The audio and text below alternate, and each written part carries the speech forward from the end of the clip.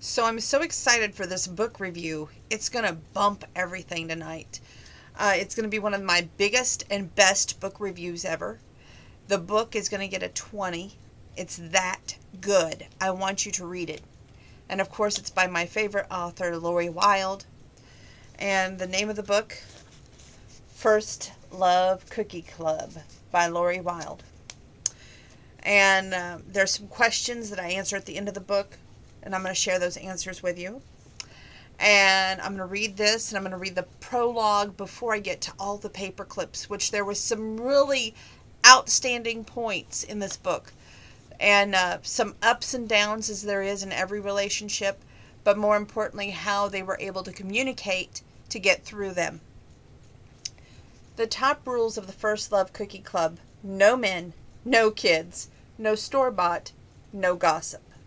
And no one is going to keep rule number 4 now that the local gal made good, Sarah Collar, has returned to Twilight, Texas. The once awkward teenager has become a big success with her best-selling kids' books. Now that she's come home to grant one child a very special wish, even though her own heart was once broken by the little girl's father, Travis Walker.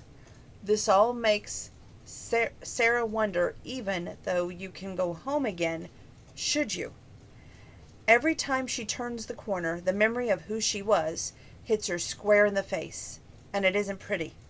But there's magic in Twilight, Texas. The magic of friendship and the magic of love. If only Sarah would open her heart to it. And at the end, they also do some recipes, and it's amazing recipes at that, and they're made from scratch. So let's get into the book a little bit here. We're going to read her acknowledgments, and we are going to read the prologue. So like I said, take a deep seat, because this is going to be one of the best book reviews I've ever done. This book came out and copyrighted in 2010, so if you're looking for it. There is a story in this acknowledgement. When I was a young nursing student, I was assigned to work in a pediatric clinic that treated children stricken with cancer. This was an extremely difficult rotation, and I saw many families split apart by the terminal diagnosis of a child. It was truly heartbreaking to watch. Most of the time it was the fathers who broke, unable to handle the pressure, and took off, leaving the mothers to shoulder the burden alone. But there was one father I'll forever remember. When his golden-haired 3-year-old daughter was diagnosed with terminal cancer.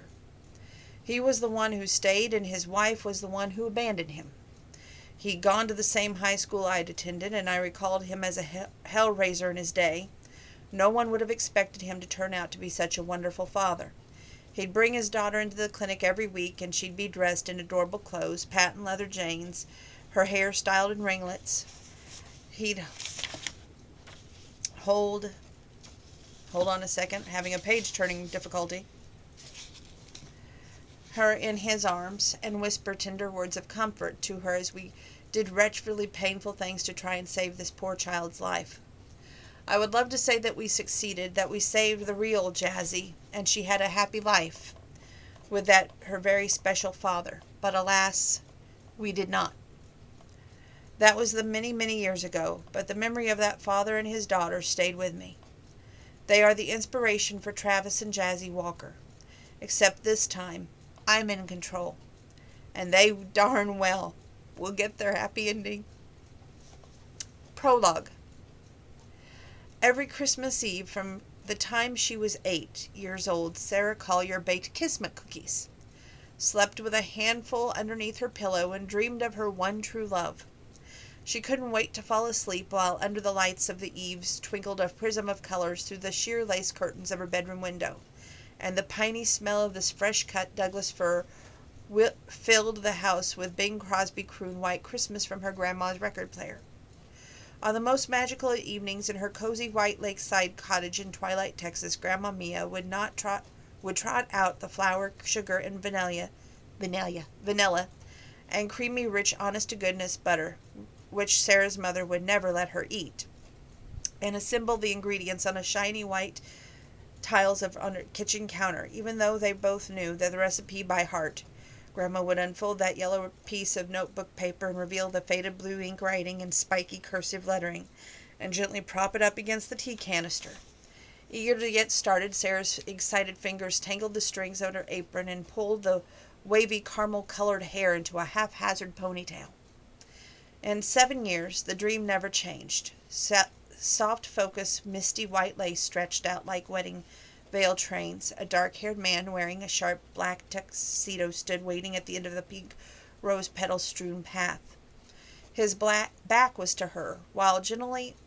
I'm going to have to put on my glasses. I apologize, but I just do. While gentle snowflakes drifted from a gunmetal gray holiday sky. Heart pounding, she glided closer to him until the sound of her own rushing blood was a wild cacophony of jungle drums in her ears. Then he turned, smiled, and held out a hand. That's when she saw his face. Travis Walker, the handsome older boy who lived next door to Grandma, but now all grown up. Her hero. Sarah slept blissfully, happily, and her hands curled underneath her cheek, never guessing the tumult her annual dream would soon bring. On the Christmas morning when she was 15 years old, Sarah woke up with a sweet taste of fantasy in her mouth. Smiling, she ran to the tip of her tongue over her lips. Travis. Her budding young body felt raw and achy, and instead of jumping from bed and running to see what lay underneath the Christmas tree, she normally would have snuggled up deeper into the pillow and closed her eyes, ignored the smell of bacon and waffles waffling in the air, and tried to chase down the fragments of her fading dream. But Grandma's gentle knock at the door ruined all that. Sarah, honey, get up, get dressed. Your folks just called. They'll be here within the hour.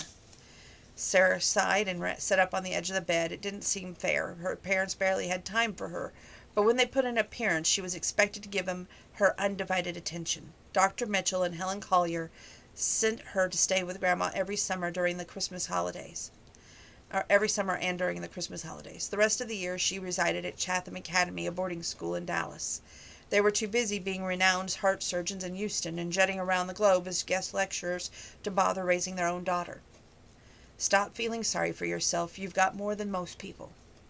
That was true, but it didn't stop her from longing for a close-knit family. She wrapped her arms around the pillow and squeezed it to her chest, leaving a trail of Kismet cookie crumbs scattered across the flannel sheet. It didn't help that she was shy and prone to exaggerated fantasy life. She wasn't popular at school. She didn't fit in. English was the only subject that she excelled at. Her parents were practical, brilliant, and scientific people, and they didn't understand her at all. Sometimes she imagined she was adopted, but she looked too much like her father, with his wild, light brown hair and stark blue eyes. It was impossible to deny the lineage. Sighing, she got out of bed, changed the sheets, stained with butter from the cookies, and then took a shower. She dressed in her red plaid skirt with red leggings, black ankle boots, a white silk blouse underneath the green sweater vest with jingle bells on it, which Gran knitted on for her. And just to be whimsical, she donned a headband adorned with reindeer antlers that she won at the Dickens on the Square. Her mother would loathe the headband, reason enough not to wear it. She wandered into the kitchen where Grandma waved her to the table. She slid a mug of hot chocolate in front of her, along with a plate of Belgian waffles and a thick slab of bacon. "Did you sleep well?" Graham asked with a twinkle in her eye. "Very well," Sarah grinned. "Did you dream of your true love?" "I did." Sarah couldn't tell Graham who her true love was. "You weren't supposed to tell or you jinxed the Kismet cookie prophecy." "Same as last year?" "And the year before, and the year before that, and the year before that." Graham nodded. "Then it's for real, sweet pea. He is your destiny." A happy shiver rushed over her arms, and she hugged herself tight. Travis Walker. He was he was her one true love. She hadn't seen him once since she'd been back in town, even though each time she stepped out on her grandma's front porch, she'd glance over at his house, hoping to see his battered Ford pickup in the driveway. She didn't ask Grandma about him. She was afraid to give away her secret crush. Not a crush, she reminded herself. It was destiny. Sarah swallowed a mouthful of waffle dripping with real maple syrup and bit into a crisp sliced bacon. She wanted to get her breakfast eaten before her mother got there and started in on her about her weight. Grandma told her she was just the right size, but Helen Collier would whip out that calculator, tap in some numbers, and tell her that her BMI was 25.4, and that qualified her as overweight.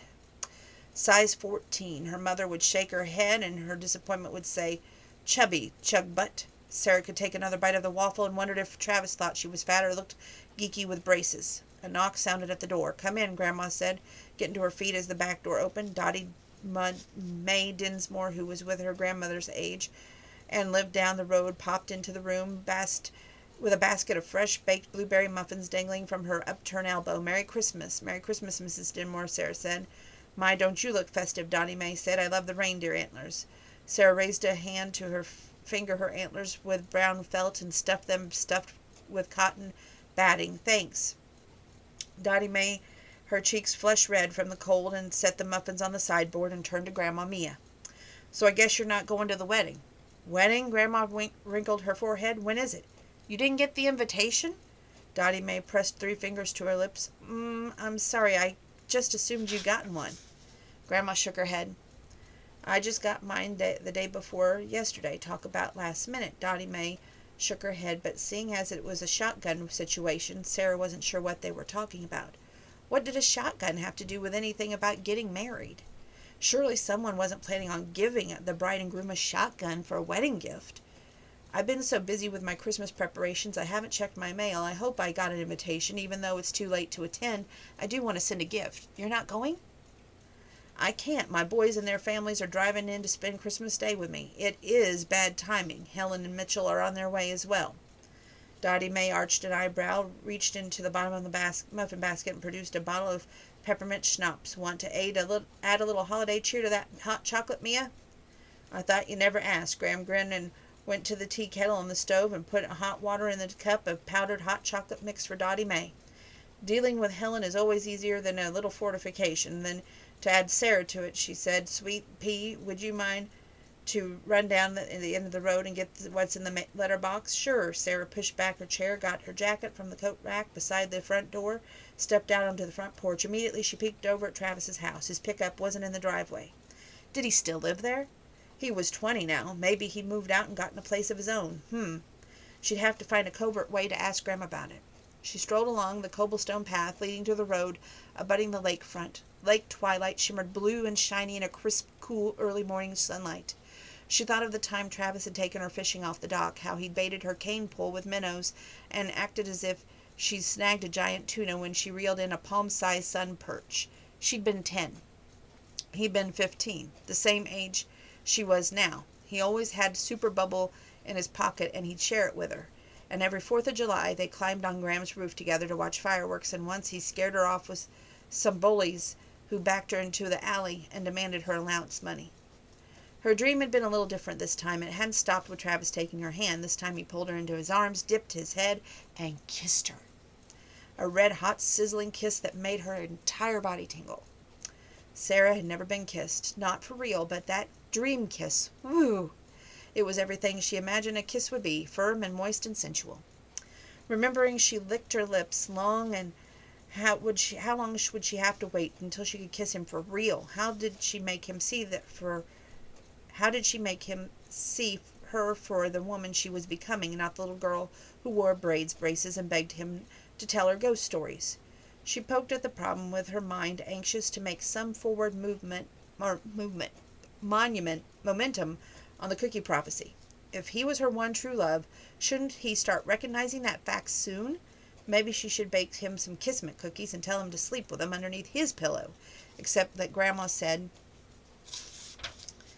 Kismet cookie magic only worked on Christmas Eve. She would have to wait another whole year.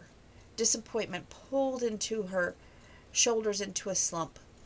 Sarah reached into the mailbox in a black and white spot to resemble a Holstein cow and pulled down the flap.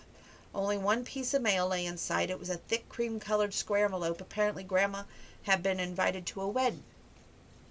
She pulled out the envelope, shut the mailbox, and glanced down at the address. It read, "To Mrs. Mia Martin and Miss Sarah Collier." She was invited too. It was a Christmas wedding. How beautiful. Then her gaze shifted to the name on the return address, Mr. and Mrs. Albert Hunt. Huh? Her mind did not want to process what this meant, but her treacherous hands, started shaking as they tore into the pretty cream-colored envelope, fumbled to pull it out of the stiff paper card. Inside was a picture of Travis smiling, embracing a beautiful young blonde woman that Sarah did not know. The card read, Mr. and Mrs. Albert Hunt joyfully announce the marriage of their daughter, Crystal Ann Hunt, to Travis Stephen Walker on Saturday, the 25th of December, 9 a.m., First Presbyterian Church at twilight. A cry of despair slipped from Sarah's lips as the card fluttered from her hand. Travis getting married? It couldn't be true. It was impossible. He was too young, and this woman? Who the hell was she? Travis belonged to Sarah. He was her one true love. The Christmas cookies said so. She glanced at her watch and saw that it was straight up 9 o'clock. At this very moment, Travis was getting married. No! She could not let this happen. He had to know that they were meant to be. He couldn't marry this Crystal Hunt person. He simply could not. Blindly she turned and ran, a single thought pounding in her brain. Get to Travis. Tell him about her dream. Stop the wedding. Now!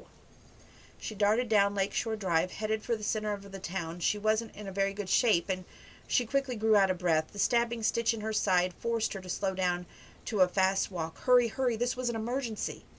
Her mind was a mad jumble. The cold wind gusted, swirling fallen leaves across the street in front of her. This early on Christmas morning, the roads lay bare. It was 10 minutes after 9 when she maneuvered past the cars crowding the parking lot outside the Presbyterian Church. Her heart was a cannon in her chest. Boom, boom, boom. Each beat jarring harder than through her body. She scrambled up the steps, wrenched and opened the heavy wooden door, and staggered inside. There, just as she dreamed, was the drape of the sheer white lace over the pews. The center aisle was strewn with pink rose petals. People packed the room. Up front at the altar, Travis stood looking incredibly handsome in a black tuxedo. Beside him stood the twig skinny blonde from the wedding announcement photograph, dressed in a fluffy white chiffon dress. They looked like they belonged on top of a wedding cake. Sarah's stomach reeled. No, no. A minister stood in front of Travis and his bride. Into this holy union Travis Walker and Crystal Hunt now have come to be joined. If any of you can show just cause why these two should not lawfully be married, speak now or forever hold your peace. She wasn't too late. She could still stop this. The minister paused. Wait, Sarah shouted, and sprinted down the aisle, the bells on her sweater vest jingling merrily as she ran. Every gaze in the place swiveled off the bride and groom and on to her. A murmur of laughter rippled through the crowd, and that was when Sarah realized that she still had a reindeer antler on her head, but she didn't care. This was too important. If she had to look foolish to stop the ceremony, then so be it. Breathlessly she dashed to the altar. Young lady, the minister peered at her sternly behind his glasses. Do you have something to say? Sarah shifted her gaze from the minister to Travis. Travis looked perplexed. Sarah. Who is this? Crystal asked. Sarah ignored and stared right into Travis's stormy gray eyes. Don't marry her. You can't marry her. He looked confused. What do you mean? The words spilled from her in a heated rush. I'm your soulmate. Your one true love. You're destined to marry me. If you marry her, it's all over. None of us will ever find happiness we deserve. A kind smile tipped the corners of his lips. Sarah, he said as he reached out gently to touch her arm. His touch set her on fire. All the air left her body. You're only 15. He said, you don't know the first thing about true love. But I do. I've been dreaming of you ever since Christmas Eve when I was 8 years old. The Kismet cookies are never wrong. You and I are meant to be together. Good grief, are you for real? Crystal Hunt snapped. You're a delusional little twit who's read one too many romance novels. There's no such thing as soulmates and one true love. Don't kid yourself. The churchgoers dissolved into gauffs, and that horrible split-second moment, Sarah stepped outside herself and she could see the whole thing unfolding like some hideous nightmare.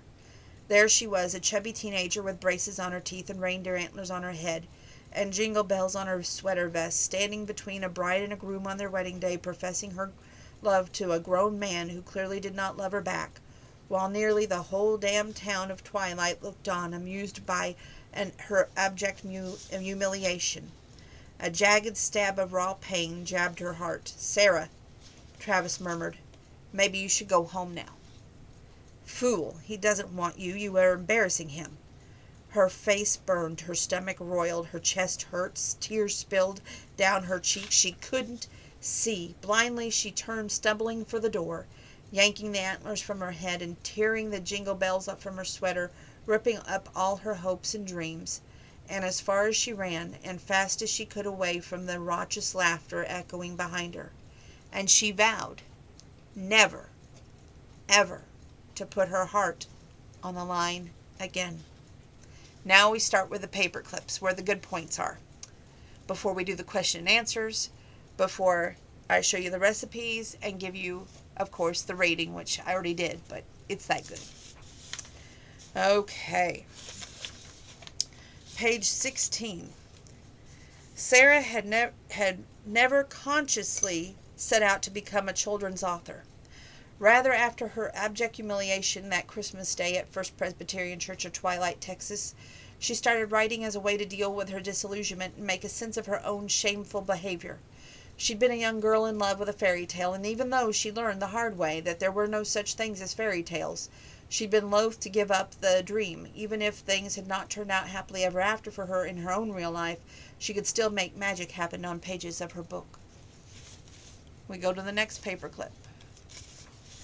Page 19. She opened her eyes, canted her head. She never told Benny about Twilight or the way she'd made a gigantic fool of herself there 9 years ago. She wanted to erase all that from her memory. She was no longer that Kismet cookie believing, reindeer antler wearing, chubby, metal mouthed 15-year-old, and she had no desire to go back. My grandmother used to live there. No kidding. Well, no wonder they're rolling out the red carpet for you. Hometown girl makes good. And why are they doing that? Because she got this letter from the sick little girl who wanted to meet her favorite author. In fact, let me back up and read you the letter.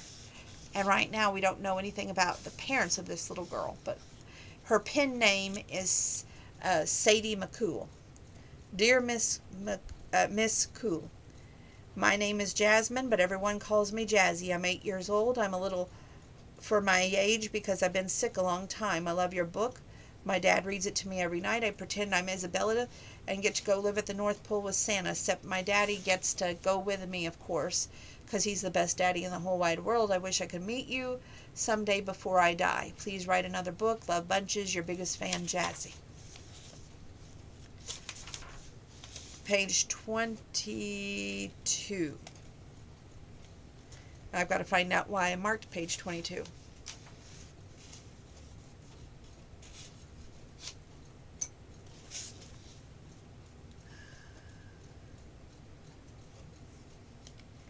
Okay.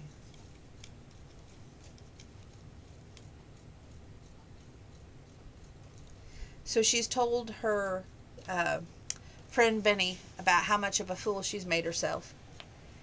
And she's like, believe it or not, in my own detached, clinical, misguided way, my mother actually helped me for once. She rubbed her chin, remembering how much her mother's was the first person she'd seen after she come running back to Graham's house, sobbing as if her life was over. How's that? Well, the minute we got home to Houston, my mother hustled me over to a medical school lab and took out a cadaver and showed me how to take out a human heart. My God, Benny exclaimed. Talk about adding insult to injury. It sounds warped, I know, but it worked. Although Grandma Mia got really mad when she found out about it, and my mother told me emotions weren't in your heart, that it was all in your head. And emotions were nothing more than a transient reaction to current situations, and that they could be managed and dealt with in a rather rational manner, and there was no reason to let feelings define who you were.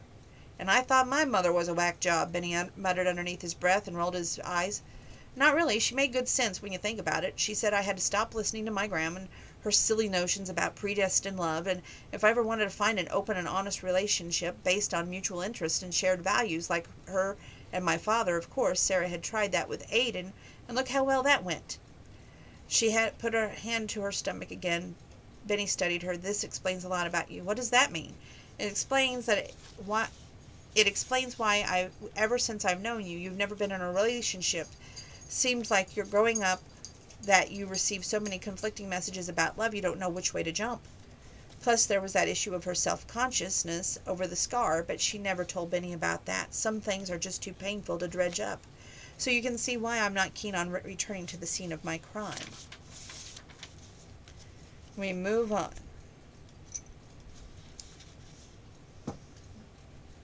let's see here.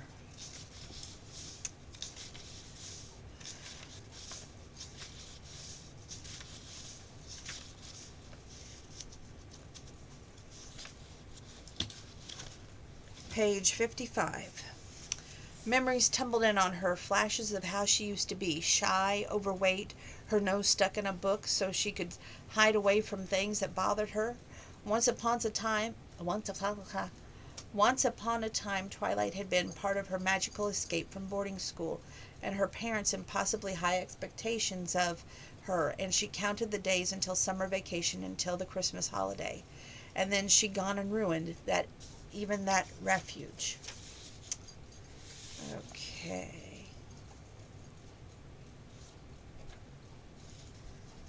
I don't know why I marked the next page. Oh, it's page 58. Once upon a time, he'd been the original good time Charlie, living only for himself, seeking adventure in all the wrong places, burying his sorrow over his mother's death the only way he knew by partying hard. But one tiny little girl had changed all that. It was the miracle, really, that the new medication Dr. Adams gave Jazzy off the label. How the hell he'd gotten so lucky to have such a wonderful daughter, a loving community, and an open-minded doctor. He swallowed past that lump in his throat. Damn it, Walker, don't go getting all sentimental. He sat beside Jazzy. Can I put you on my lap, or are you too big for that, too? She gave it some thought and finally nodded. That would be okay. He tucked her into the crook of his arm, felt thrumming a little heart through her clothes. Was it beating too fast? He took a quick peek at her lips. Nice and pink. Woo! Travis forced himself to relax and mentally gear up for the Father Christmas gig. After the parade, he'd inundated with short stacks being set on his lap and recite there with their lists, but he loved that kind of thing, and children swarmed him like bees, made him feel like a kid again. He glanced around at the other floats, saw a black Lincoln Town car turn into the entrance and pull to a stop beside the rest of the cars parked inside the stadium. The driver got out, opened the back door. A willowy woman of a medium height unfolded herself from the back seat. Immediately, people surrounded her. Travis supposed this must be Sadie Cool, the celebrity author of the children's book Jazzy loved so much. Inexplicably, he felt his own pulse rate pick up. Okay. I like their first exchange, but I want you to read the book to get the full gist of it. It's really good. We're going to move forward. Page 67. Then, as if thunderstruck, Sarah remembered something disturbing. Raylene Pringle was Travis's aunt, and Jazzy had just called her Auntie Raylene. Did that mean... She had no time to finish that thought because Father Christmas held up a hand and explained, I've got it. I do know who you are. Your little Sarah Collier, all grown up.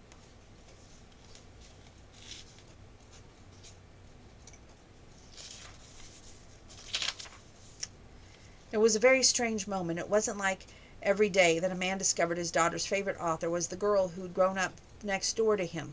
A girl who'd once interrupted his wedding to tell him that he was her destiny.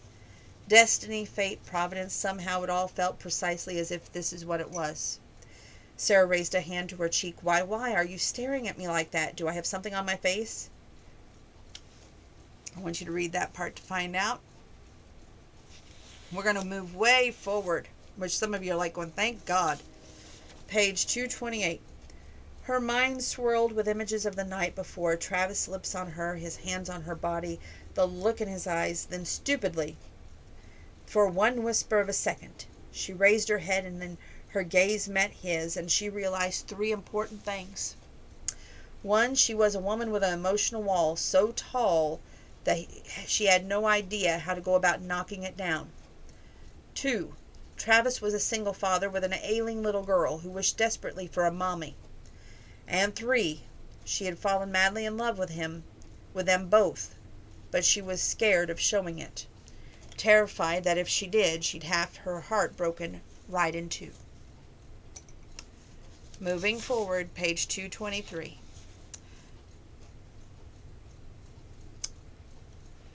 What stopped you? She touched her stomach, felt the ridges of the burn scar through her clothing. My fears, his kid, our doubts. Oh, and he shoved me out of the back porch in my underwear. Her breath came in frosty puffs and snuggled deeper into her coat. What?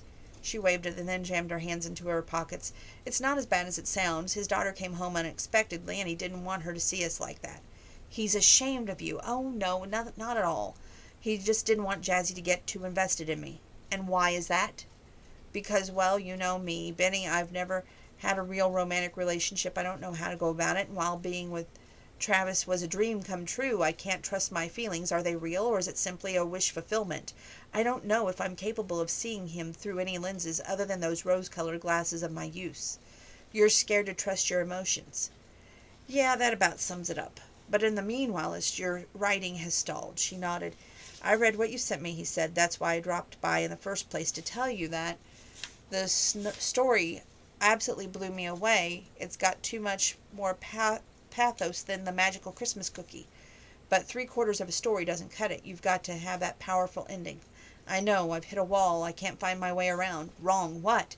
There's a way around it. You just don't like it. What's that? If you want to get your inspiration back, you have to return to the place you found it in the first place. Twilight? Twilight, Benny confirmed. Okay. Page 251. She'd never been able to connect with her parents. She lost her beloved Graham, and then there was the disaster that scared her, or scarred her more than just her body. She allowed fear to hold her back, and she kept her from taking her emotional risks, while Travis couldn't afford to gamble on anything. They both changed by the experiences. Travis growing from a reckless young man, from a responsible father, while Sarah had gone into a wide-eyed romantic to a total cynic. As kids, their lives had intertwined during the holidays when she'd come to visit Graham, and now, years later, they intertwined again over his daughter. We move forward.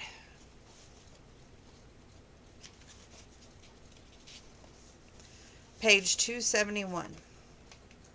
I'm afraid because, well, I don't know where this is going. I don't know where I want it to go, and I'm scared because I want you more than I should. She paused, glanced away, stared into the fire, unable to keep looking at him. Yes, he said, I can see how the thought of being with me would frighten you. Was he being sarcastic? Had she hurt his feelings? You aren't what scares me, Sarah said. I'm what scares me. I've never had a real relationship. I don't know if I'm even capable of one. You're afraid of feeling too much. He nailed it. Nailed her. Sarah frowned. I shouldn't have brought you along on this trip, or I should have insisted we waited. I knew a storm was coming. I just thought we could beat it, and I thought. His eyes were enigmatic. Who the hell am I kidding? Part of me wanted to be iced in with the cabin with you. You did? She mumbled, and looked away. He let out a pent-up breath and ran a hand through his dark, shaggy hair. Not consciously, but on a subconscious level. It seemed like the only way I could pin you down. But now, she said, you're pinned down too. Moving on. Page 274. Not many left. Take a deep seat. There you go, underestimating me again, he said, his big, strong fingers curling around her. You say that now. I mean it. You're the sexiest thing in the world to me, and it's not just about your looks. It's in the regal way you carry yourself and how composed you are. Take getting iced in, for instance. You didn't even blink when you realized we were going to have to spend the night in a hunter's cabin. Let me tell you, Crystal would have bitched up a blue streak. I've never found that complaining about something that I have no control over to be very effective strategy. Exactly. He held her gaze captive, and she couldn't look away. Didn't want to look away. I'm going to tell you something I don't want to talk about much. It's a scar that you can't see. It's a scar on my soul, and I'm going to have to show it to you.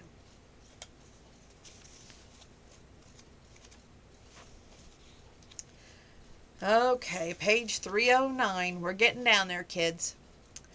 This town at Christmas, it's surreal. I feel like I'm trapped. It's like in a wonderful life. His steady gray eyes held her gaze. But it's a very wonderful life, Sarah. We should celebrate every chance we get. The optimism on his face was touching. He actually believed it was true, even after everything that he'd been through. Maybe it was because of everything he'd been through. How did a person develop such a hopeful attitude toward life? He rested his hand across her shoulder and drew her closer to him. "You're just afraid to believe," he said, eerily reading her mind. That was true. She believed once so deeply in the power of the Kismet cookies, and she believed she'd been hurt just as deeply by the reality. She couldn't get her innocence back, no matter how hard she'd try. "Are you trying to tell me that there is such a thing as happily ever after?" His eyes were I can't say this word, enigmatic, his expression mild. "You're the writer, you tell me." "It's just fiction, a fairy tale." He chuckled her under the chin. "Then why do you write it?" "Because I keep hoping." "There you go. Right there. Hold on to that hope. You gotta have hope." "You're not going to burst into an encouraging song, are you?" "If it would help," he grinned. "Listen, Sarah, I'm not always so always so optimistic. Not long before you came to Twilight, things were so dire with Jazzy I feared that she would not make it to her 9th birthday. But look at her now." He waved at his daughter, who was running around hanging candy canes on the Christmas tree, a huge smile on her sweet face. "See that right there? Hope. Hope, such a lovely word. Why did it feel so out of reach?" "Here's some tinsel," Travis said, passing her a handful of shiny silver strands. "Let's get in there with everyone else and enjoy our wonderful life." Page 311. Sarah had a calmness about her that soothed him and made him feel as if everything really would be all right. But his life had been in turmoil for so long. Travis was afraid to trust the calm. And yet she stabilized him. She made him feel as if the sky wasn't perpetually on the verge of falling, as if he really wasn't waiting for the other shoe to drop. She took things in stride. She was a good listener, and when she was with him, she made him feel as if he was the only person in the world. Her focus was phenomenal, and her ability to detach from her emotions gave her a wisdom that most people lacked. He enjoyed seeing the positive effects that he had on her. She blossomed under his attention, opening up in ways he'd hoped for but hadn't fully expected. Whenever he made her smile, it felt better than sunshine on a cloudy winter day. Travis wanted to tell her how attractive she was, but every time he tried, she'd brush aside his compliments as if she didn't believe them. She still thought of herself as an ugly duckling, or a burn victim. He saw it in her aw-shucks way. She blushed when he told her she was beautiful. Page 341. In that moment, the flicker of longing in her eyes, that's what this was all about. The love she was feeling was so big, she had no idea how to wrap her mind and heart around it. Well, he had the patience of Job. He could wait her out. After all, he was her destiny. She once told him so herself.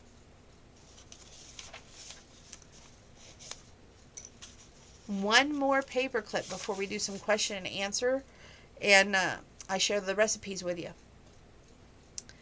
She was attracted to his open-hearted generosity, the way he willingly gave of his time to others. He had a provocative way of engaging with people and activities, submersing himself in life. Their communication styles were completely different. He loved parties and people. He went out and tried new things while she moved away to analyze and think.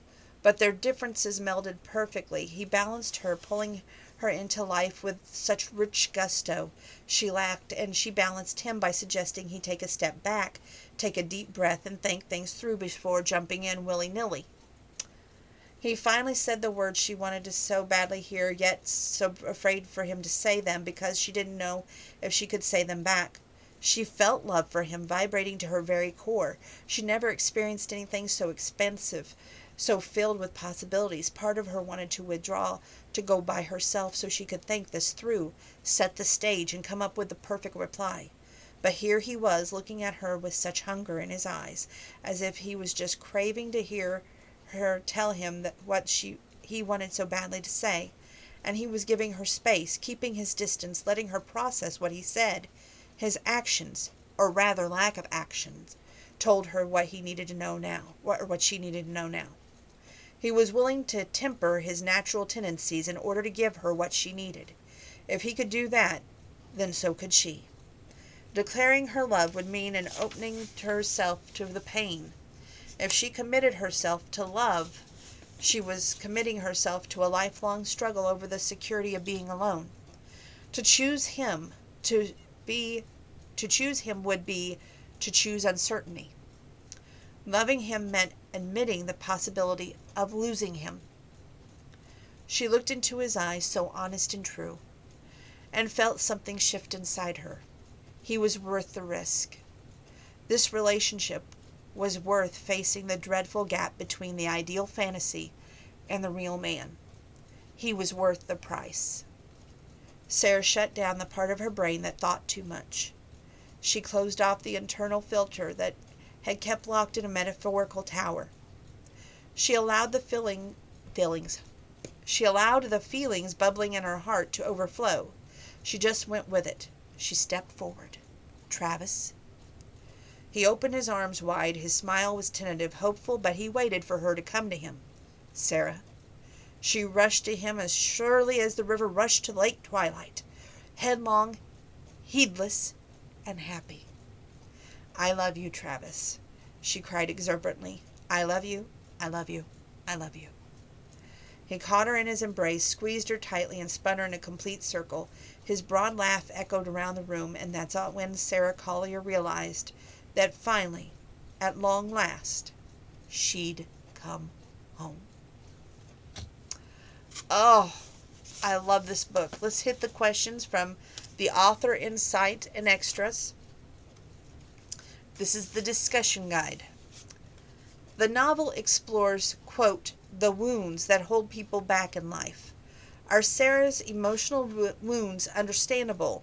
And how does her physical wound complicate her emotional healing? Well, guess what? I wrote it all out. I said yes because can I read my own handwriting?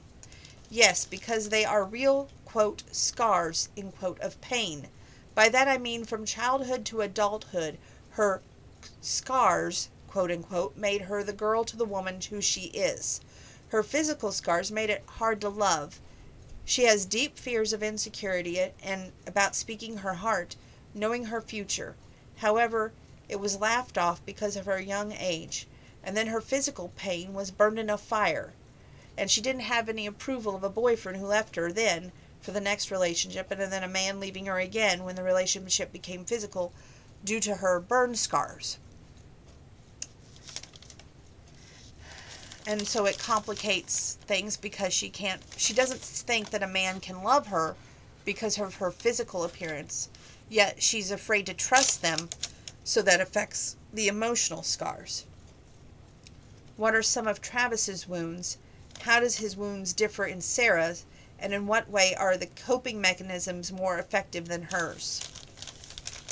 Well, his mother's death at an early age and his father's distant relationship after the mom's death created the bad boy image, which, quote, wing-clipped him by Crystal's pregnancy with Jazzy, who was ill, and Crystal walking out, she couldn't handle it. And I feel like Sarah has emotional, physical wounds, as well as Travis has emotional, but not physical wounds.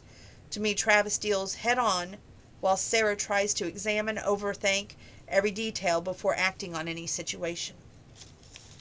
Okay, number 3. The community is a strong influence in this story. What do the members of the First Love Cookie Club teach Sarah? And what do they offer Sarah that her own family did not? Twilight teaches Sarah, of course, the rules of the Cookie Club, which it says go to page 27. Everybody's like, she's referencing the book again. Yes, but you have to reference the book to answer the questions. 27. The rules of the Cookie Club were clear. Members were women only. No men, no kids. The theory being that everyone needed a break from the stress of the holiday preparation. Drink a little wine, talk a little trash, try out some interesting cookie recipes before the big swap in December. The meetings got them in the holiday spirit in a relaxed and communal way. Rule number 2, all the cookies had to be homemade. Rule number 3, whatever was said at the cookie club stayed at the cookie club. Rule number 4, no chocolate chip cookies were allowed. Rule number 5, festive holiday attire had to be worn for the meetings. And it says reference page 115.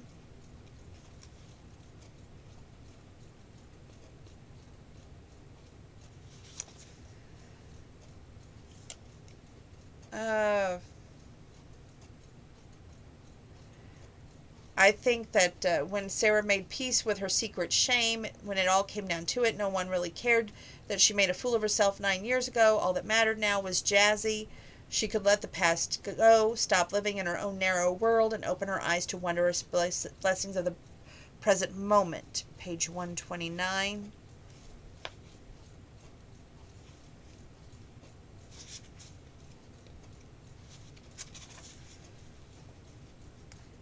And that they made her realize that her problem is no one ever rallied around her, so she never knew what it was like to have a real loving community. And they kind of gave her a shoulder to lean on, if you will. Number 4. Let's see, where's the question? The annual Dickens Christmas event is a very important town of Twilight. Why do you think the author chose Dickinson's symbolism? And in what way is it a metaphor for Sarah's emotional journey? It was a way to reference Jazzy as like Tiny Tim. And Sarah was the Scrooge because her feelings towards the holidays were cold and distant. But yet, when she had Travis and Jazzy in her life, it made her have hope and faith. And of course, the greatest thing of all, she had love along the way.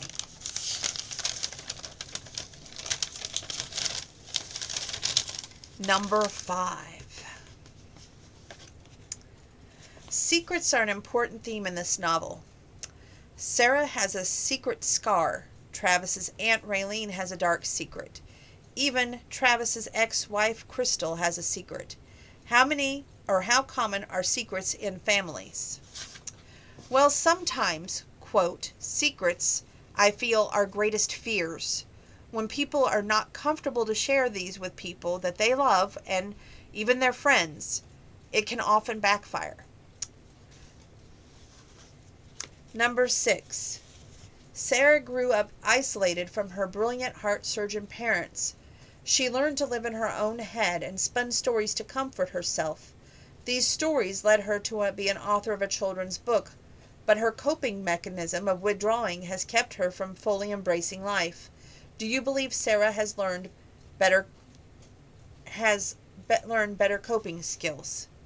In a way, yes, and in a way, no. She has a fear, trusting people, sharing or talking to others, and she hopes less and has less attempts of love based on that man who bailed on her and didn't have the ability to make her believe in herself, their mutual feelings, let alone what love truly felt like or was, and fear has controlled Sarah's life. Number 7. In order to deal with grief over his wife's death, Travis's father isolated himself from others. How is Sarah's isolation different from that of Travis's father? What important lessons did she learn that Travis's father did not? Travis's dad took his own life, and Sarah, she uses different coping mechanisms to help with isolation. It says to reference page 279. Okay. As well as 280. It says here. Okay. We learned that 2 months before Jazzy was born, that his father took a bottle of nitrous oxide from his dental practice, drove to the Walmart in another county, parked at the far corner of the parking lot, climbed into the back seat of the car, locked all the doors, turned on the nitrous, and inhaled all the gas until he stopped breathing. They didn't find his body until 5 days later. But Sarah wondered if it might be accidental. Travis shook his head. The medical examiner ruled it as an accidental overdose. But I think he was just being kind, so the dad's insurance would pay out. Let's see. And of course he says, scars are like evidence of where you've been. They're not markers of where you're going. I swear I was never going to be like my dad and isolate myself from people who love me. That was my father's downfall. He kept to himself. He didn't let anyone help him. He never told me that was going on in his head. He withdrew even from me. He kept his dark secrets, and I had a lot of trouble forgiving him for that. Not everyone can embrace with people the way you do, Sarah said. Some people just need to be alone in order to make things right in their own heads. It doesn't mean they're hiding. We're all different. Your father just had a different way of coping than you did. Well, it wasn't a very damn successful method, now was it? Travis heard the anger in his own voice. Yeah, he was probably still mad at his dad, but he probably wanted to connect with you very badly, just didn't know how, especially if he was clinically depressed. She reached out and put her hands over his. You know what it feels like, don't you? He said. What? Not to be able to fully connect with people, even when I want to? She inhaled audibly. I do. Help me to understand. I can't help speak for your father, no, but as someone who withdraws when you're under stress, you might give me some insight to my dad's behavior. She paused and thought he was going for the longest moment. She wasn't going to tell him, and then finally she said, this is how it works for me. The world feels like an invasion. Everything is coming at you so fast. Cell phone, text messages, pages, traffic, noises. Then why do you live in New York? Because there's an odd peace in the chaos. You can be in your own little bubble in New York, and in spite of all the people. You need to come fishing with me sometime, he said. I'll show you real peace. I don't know why I'm that way that I am. Maybe I was just born that way. Maybe it's because I was alone so much of the time as a kid. Maybe it's because I basically parented myself, except for when I was here with Graham. Whatever the reason, I feel safe when I'm alone and off balance. The rest of the time, I live in my head a lot and love details and information. Okay, and it says reference page 284.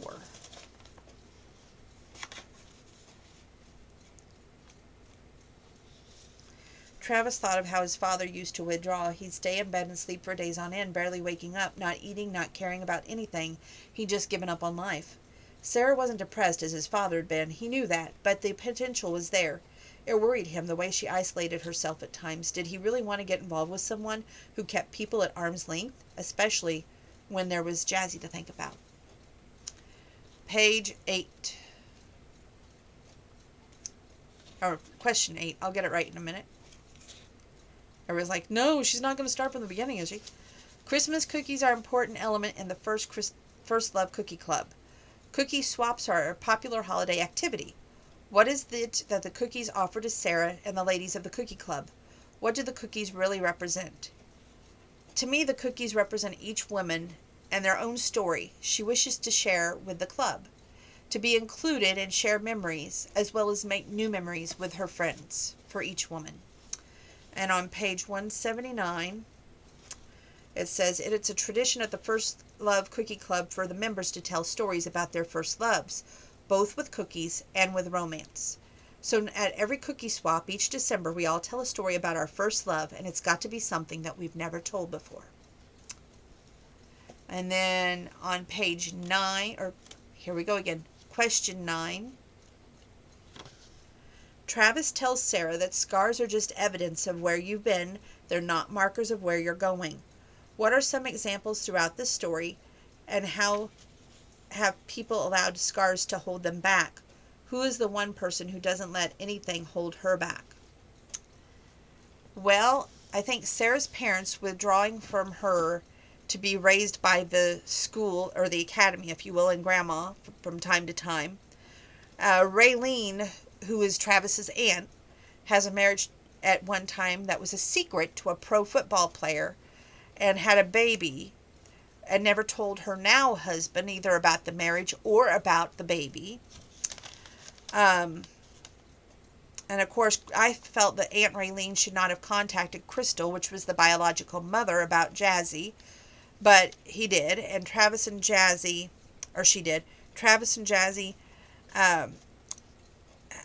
having second thoughts concerning Sarah. Travis owning her grandmother's house and Sarah's parents not telling her.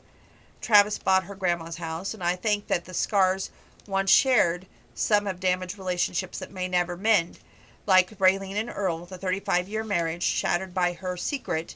Jazzy and the little girl, she is so innocent, yet she speaks such wisdom for her young age, is the one who has the most courage, if you will. Okay, question 10. Oh, I'm getting out of air here, people. Okay.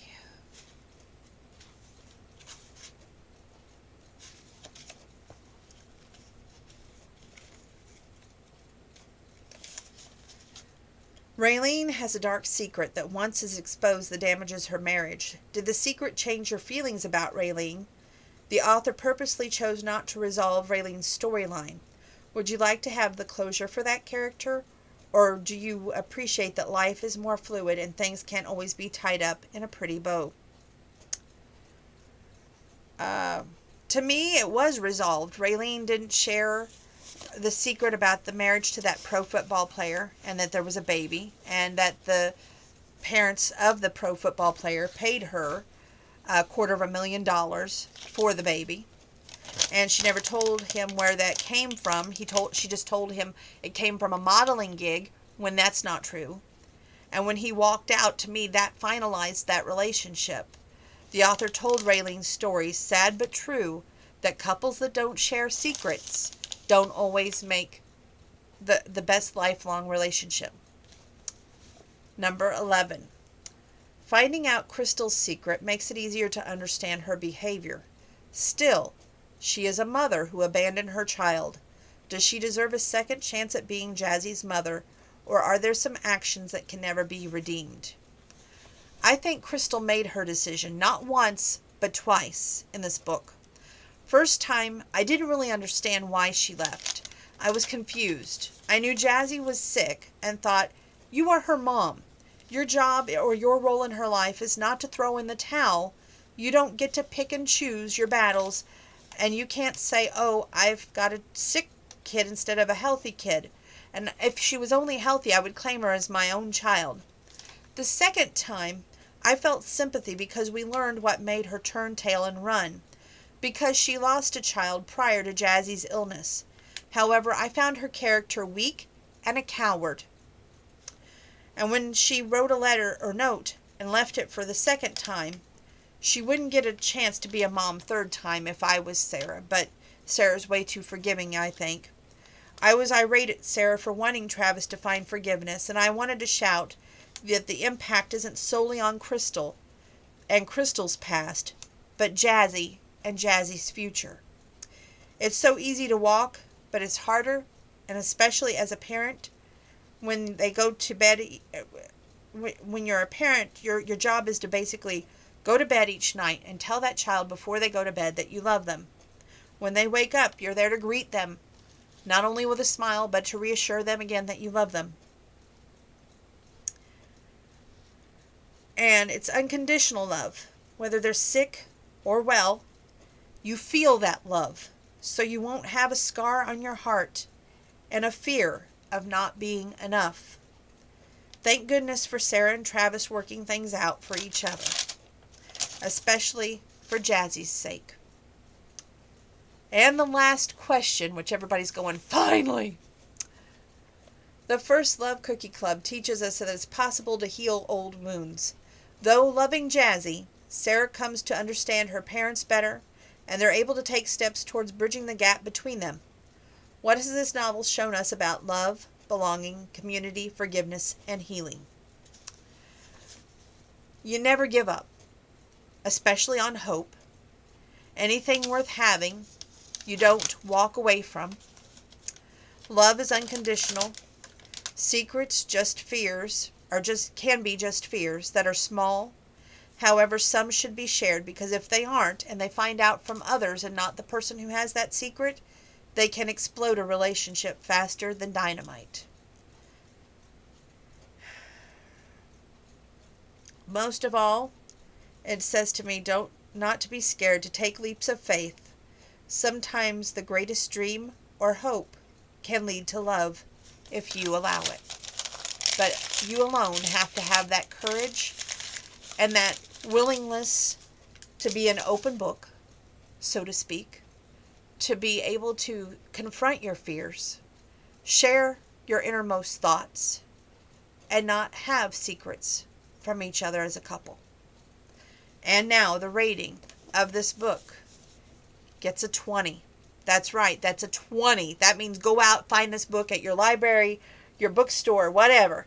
Get this book, Read it. You are not going to regret it. 20. And with that being said, that's all, folks.